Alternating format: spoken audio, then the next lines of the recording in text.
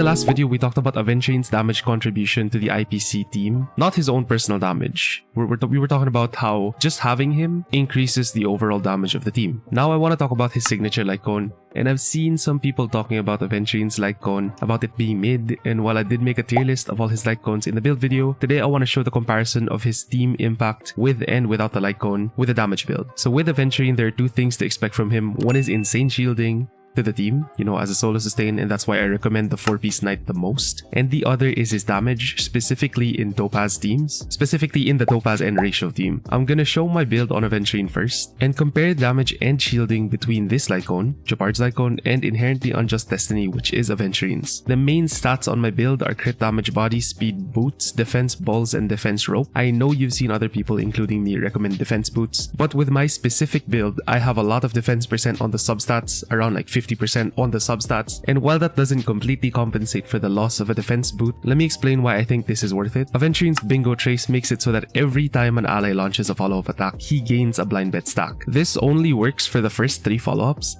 and after that, you won't get more stacks when teammates do more follow-ups. So for example, when you have Topaz with ult up and Ratio on the team, Numby goes, giving Aventurine 1 blind bet. Ratio uses his E on the enemy, then does the follow-up attack from his E, adding another to the blind bet stacks. And then Numby goes one last time, giving the final blind bet stack to Aventurine. And the next follow-up, whether that be Topaz doing a basic or skill, or Aventurine's own, follow-up attack, the blind bet stacks won't go up anymore because it hasn't cycled through and given him his next turn. So how does this relate to Aventurine's speed? Well, with my build, I can get him to 145 with Ruan while still having 4.5k def. And because of this, he gets to go more often, in turn refreshing his bingo trace more frequently and allowing him to stack blind bet more. In my opinion, speed will be superior, especially in follow-up teams, because Aventurine doing more follow-ups means Numby gets to go more often, and it all just does like a follow-up chain reaction for their passives. Before I show the damage comparisons, let's talk about the team. Topaz, Ratio, Ruan, Aventurine. I have E1 S1 Topaz, but for these calculations we'll assume E0 S1, so it's just more relatable than the last video. Ratio will be E0 with cruising in the Stellar Sea S5, and Ruan will be E0 with memories of the past and Aventurine on broken keel. Now with Gepard's Lightcone, Aventurine will be doing 14.2k with his basics, 38k with his ult, and 34k with his follow-up attack. He'll have 4.5k, 4532 def, so his shield on skill will be around 1.4k. With his signature, running the same build, 17.7k on his basics, 47.8k on his ult, and 41.6k on the follow-up attack. The shield will be around the same, 1.4k again. This is like legit 20 difference in his shield from Gepard's Lightcone and Aventurine's Lightcone with my artifacts, at least, with my relics. So the increase in his own personal damage in this example is around 22% on the follow-up attacks and 25% on the ult. Not a big increase because it wasn't a big damage to start with, right? But keep in mind again that I'm running a defense ball and speed boots.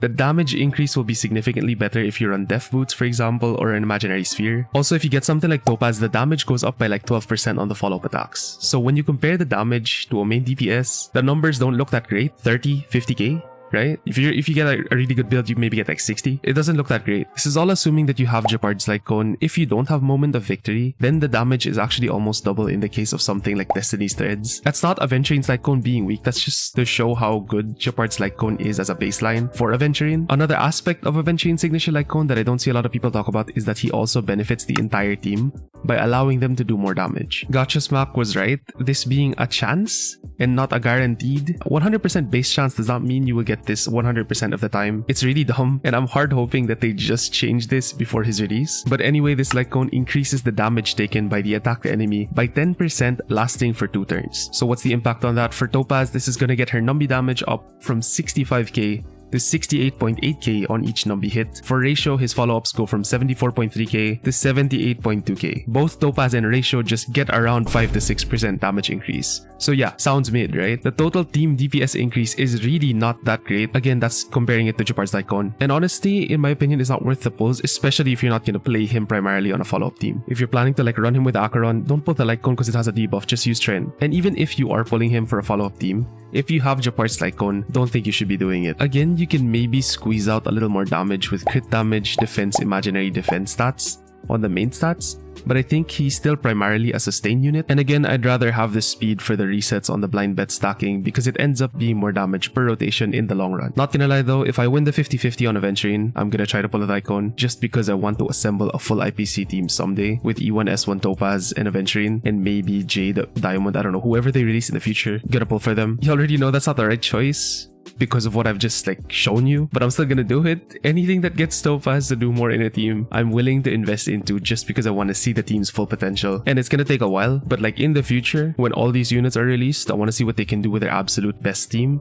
That means E1 S1 Topaz, that means Aventurine with his Lightcone, that means the future Harmony character that they might release for follow-up attacks, and that means Jade or Diamond, whoever, is gonna fill up the ratio stat. I hope this video was useful. Aventurine's close. Good luck to everyone who's gonna try to pull, and I'll see you in the next video.